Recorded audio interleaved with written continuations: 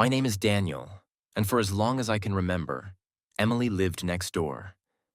She wasn't just my neighbor. She was the girl I couldn't stop thinking about. Everything about her seemed magical. The way her hair glowed in the sunlight, the way her laughter floated in the air. I wasn't sure when it started, but I found myself looking forward to seeing her every single day. I'd sit by my bedroom window, pretending to read a book, but my eyes always drifted to her house. I'd wait to catch a glimpse of her walking to the grocery store or coming home from her evening walks. She had this calm, cheerful way about her, and it made my world feel brighter. One day, I realized just how much I liked her. It wasn't just a crush. I wanted to know her better, to make her smile, to be part of her world. But I didn't know how to approach her.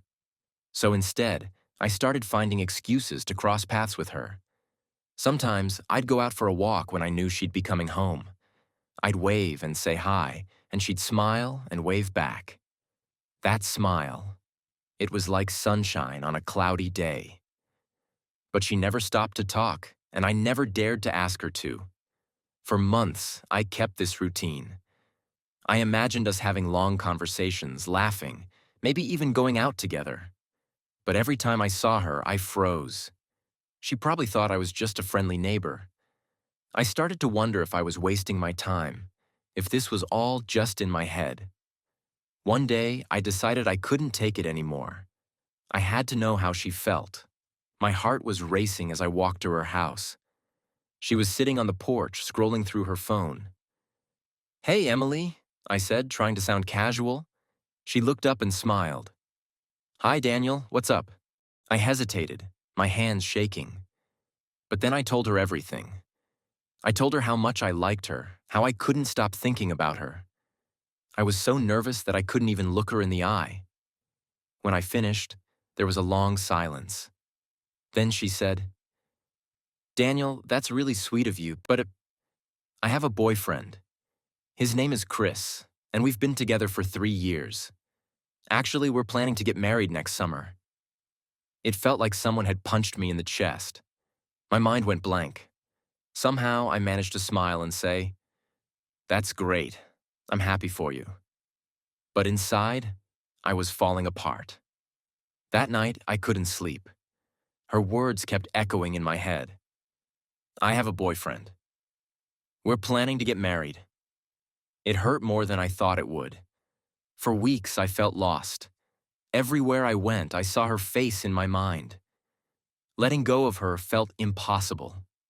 But life didn't stop. Slowly, I started to move on. I focused on my studies and spent more time with friends. It wasn't easy, but I told myself that someday the pain would fade. One morning, a new semester began at the university.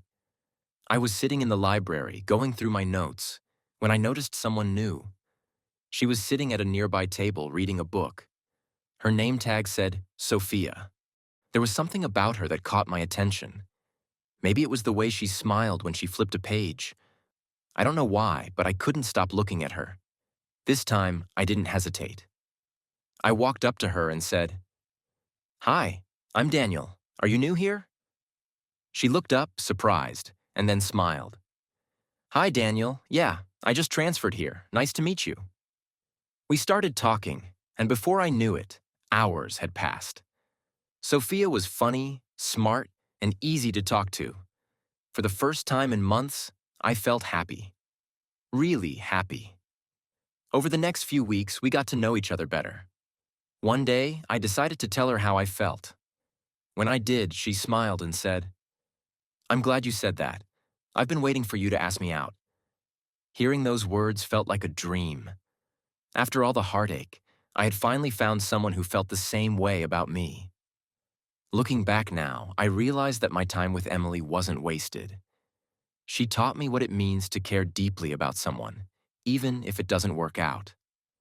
And in the end, that heartbreak led me to Sophia. Sometimes, life doesn't give you what you want. But if you're patient, it might just give you what you need. Please don't forget to like, subscribe, and share this story with someone who needs to hear it.